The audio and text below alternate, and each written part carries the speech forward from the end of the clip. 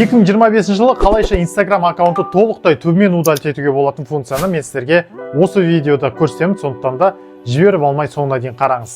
Қазір 25 жылы Instagramның обновлениесі өте қатты өзгерді. 2 жыл бұрынғы Instagramды удалить ету жөніндегі туториалдарды қарасаңыз, ондай функцияларды қазір таба алмайсыз. Ал мен сіздерге қазір қалайша Instagram аккаунтыңызды толықтай түбімен, яғни удалить етуге болатын функцияны көрсетемін.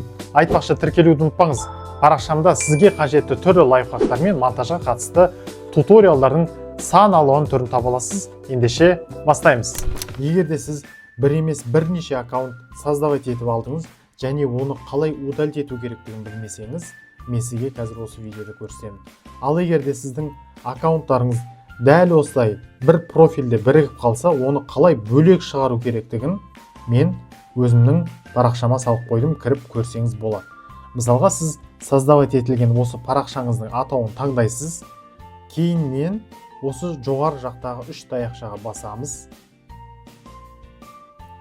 Осы жерде центр аккаунт деген ашылады. Осы пунктті басамыз. Және осы жерде бізде аккаунты деген бар. Міне осы жерде көрдіңіз бе? Мына аккаунт бөлек шығып тұр. Назатты басамыз да, ал енді удалить ету үшін личная информацияға кіреміз. Осы жерде владение и управление аккаунтом деген басамыз. Деактивация и удаление осыны басамыз. Жаңағы аккаунттың үстінен тағы да басамыз. Осы жерде сізге міне осындай таңдау береді. Егер де Instagram.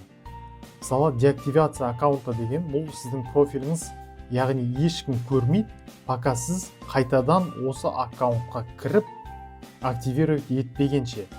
Жоқ, мен бұл аккаунтты енді мен мүлдем қолданбаймын, толықтай удалить еткім келеді десеңіз, онда удаление аккаунта дегенді басып, продолжитті басасыз. Осы жерде сізге тағы да ұсынады Instagram, не үшін удалить етіп жатырсыз деген сияқты. Көп реклама, проблема с началом работы, создан второй аккаунт. Осы жерде біреуін таңдасаңыз болады. Мен мысалға создан второй аккаунт дегенді басамыз, мысалға продолжитті басамын мен. Вы запускаете процесс удаления аккаунта. Убедитесь, что вы удаляете дубликат, а не основной аккаунт, который нужно оставить. Продолжитті басасыз, және сіздің Instagram парақшаңыз удалить етіледі. Дәл осылай удалить етесіз. Мен қазірше удалить етпеймін, себебі бұл парақша маған әзірше керек. Арнайы сіздер үшін жаздым. Егер де пайдалы болса, лайк басып, комментарийға міндетті түрде жаза кетіңіз. Осы YouTube парақшама тіркелуді ұмытпаңыз.